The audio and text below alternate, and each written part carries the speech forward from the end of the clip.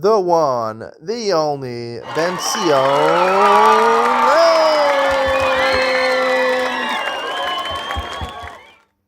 Good afternoon. Welcome to Yeshiva YouTube Table Enabled. Today we're doing Sin Reish Lamed Daled 234 in Shulchan Aruch Yomi Orach Chaim.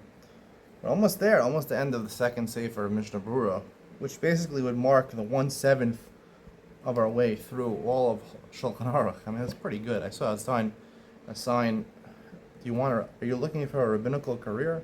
Join some kollel by Rabbi Leib Kellerman. I think it's the guy who wrote some books about believing in Hashem.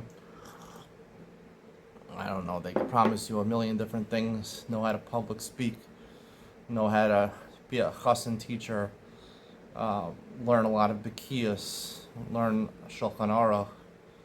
Come on.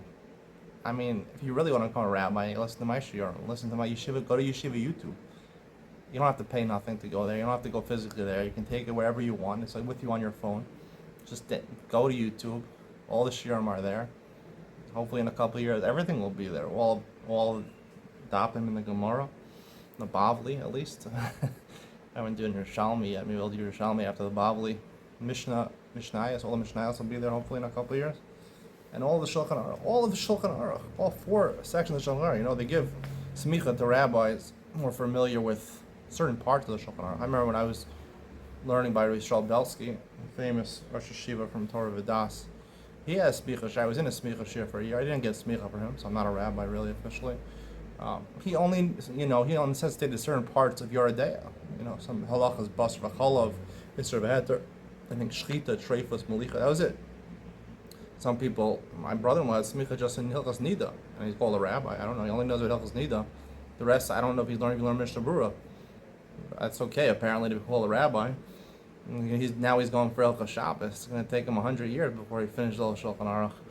So you got to stick with me and my program. Let's get started. Reish Lamed Daled. We do some in a day, whether it's long or short. Okay, it's pretty short. Aleph, harotza lispal mincha gdola mincha ktana. Ein roy lo lispal rishos ala hagdola. V'mispal hagdola chova lispal haktana kim rishos. This is talking about something the Maseches Brachos talks about, the concept of a tefillas nedava. You're allowed to add tefillos into your day, even though there's three main tefillos during the day. If you want to daven another davening to Hashem, you could even say the Yodchais Brachos. We'll see there's a certain stipulation in order to daven a voluntary davening. You have to have basic concentration. We'll see that in a second. So if you want to do this by tefillas mincha, it's better that, even though normally first you do the chova and then you do the rishos, you do the one you're obligated first, and then if you have more time, you do the voluntary one. If you're going to daven one for mincha gdola, one for mincha ktana, save the chova for mincha ktana. That's the main time for mincha, as we learned yesterday, because the korban tamid was brought at mincha ktana at 3:30 in the afternoon, not at 12:30. And the mincha gdola one, you daven a rishos and a dava. Aval ein roy lispal tefillas rishos alim kein makir ba'atzmo. Sorry. If he happened to have davened the gedola as a chova, so he was yotze already. So the Evid, you're yotze, because technically the korban tamid could be brought already at 12:30. You're yotze, and therefore once you're yotze with one of them, so then if you want to daven another voluntary davening, make sure the mincha ktana one is voluntary. That just means that you have in mind, and we'll see in a second, that if it's a voluntary davening, you have to be mechadesh something. You have to do something new.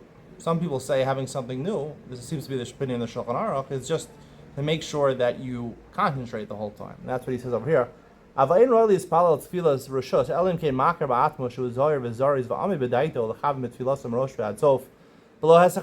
to concentrate the entire time and not let your mind wander. If you're just davening and you're not going to have the proper concentration, it's like God says, why you keep on bringing me karbonos? Right? Tefillos are in the makom of karbonos. Why do you bring extra karbonos when you don't have the right intentions?